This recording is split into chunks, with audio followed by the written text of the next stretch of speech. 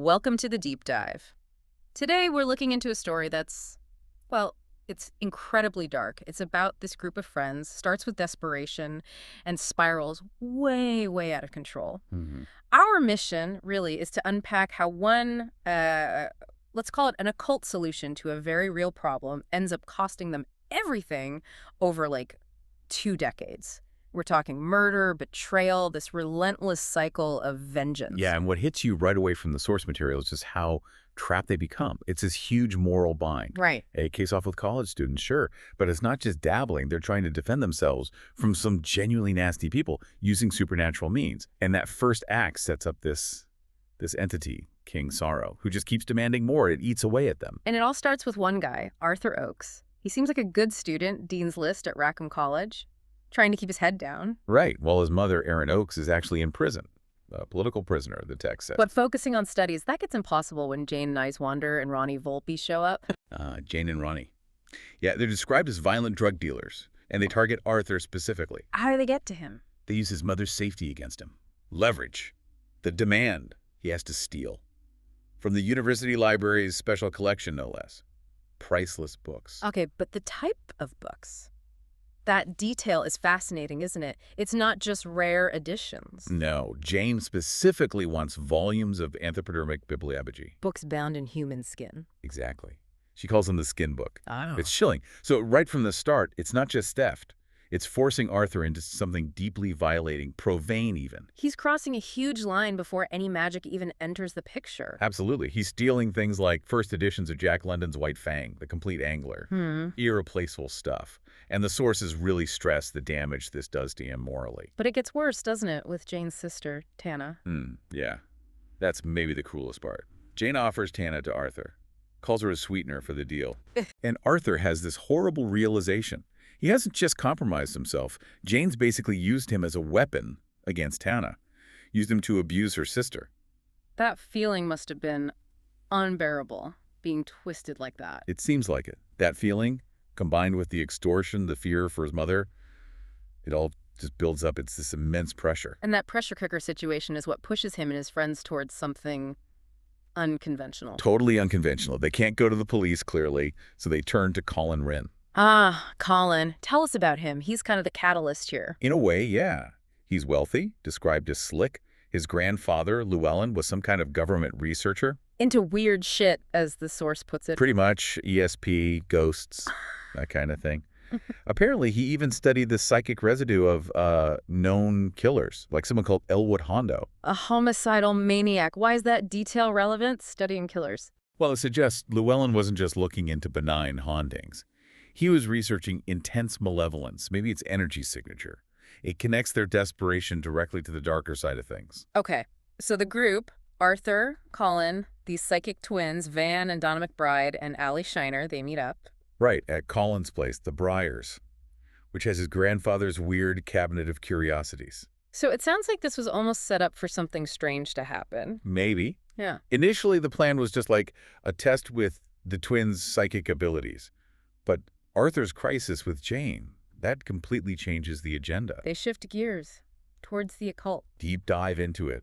They find this journal, the Enoch Crane Journal. And what does it say? It paints this picture of reality as a kind of brightly lit cage, Yeah. protecting us from creatures in the long dark. Creatures that envy our actuality. That's a creepy phrase. Isn't it?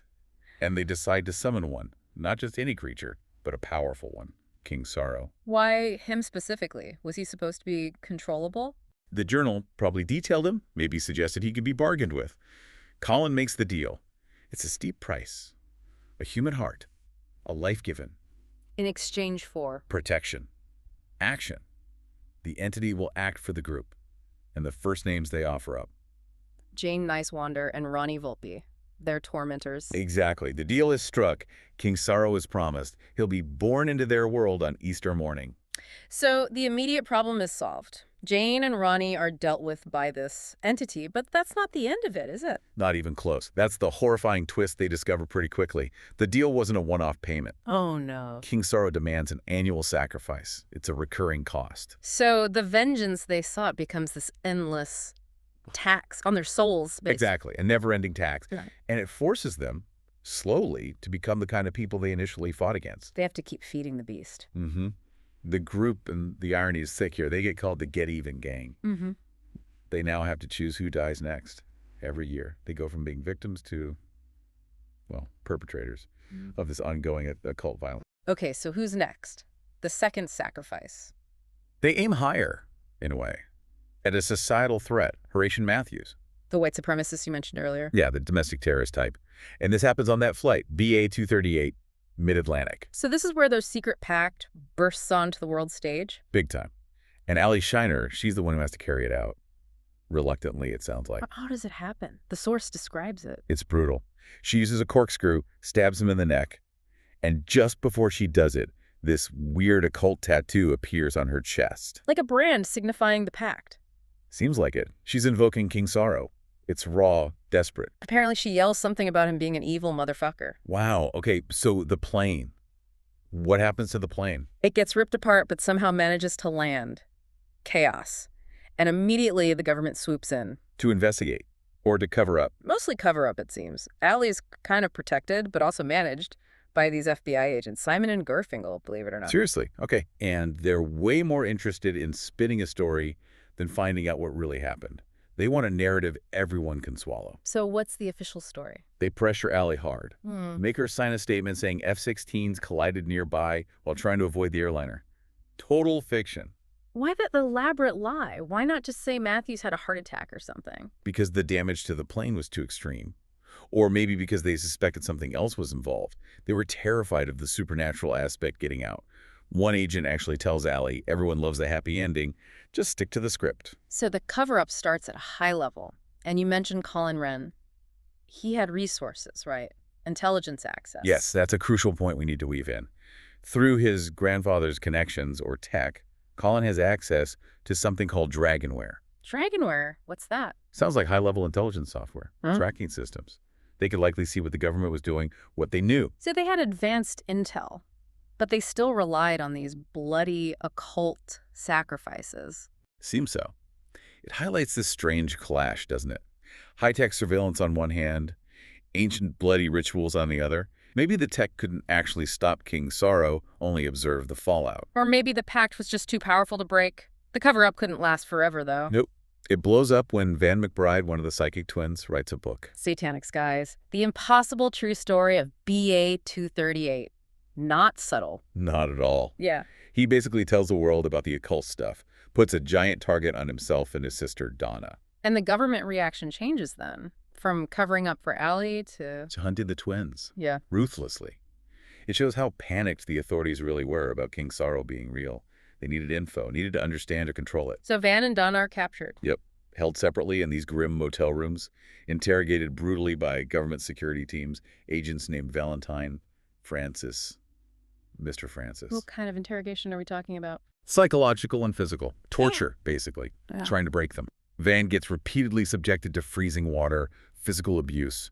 They're desperate for names, details about King Sorrow. How does Van handle it? He makes a final desperate choice. Yeah. To protect the others, specifically Gwen and Arthur, making sure their names aren't given up, he attacks Valentine, throws himself down a stairwell. He sacrifices himself. Falls 4 stories. Dies on impact. A horrific end. And Donna, what happens to her? She endures. Longer captivity. They torment her psychologically, even showing her fake footage of Van being tortured to try and break their psychic link. That's monstrous. And it takes a physical toll, too. An X-ray later shows something unnatural, like a serpent coiled around her heart and ribs inside her chest. And a physical manifestation of the connection to King Sorrow. That's how it reads. Just chillin'. A constant internal reminder of the pact. While all this is happening to the twins, what about Arthur, the guy who started it all? Arthur flees. Runs away to England. Tries to build a new life. Becomes a professor, ironically studying medieval literature, focusing on dragons. Dragons, huh? Can't escape the theme. Does he stay away?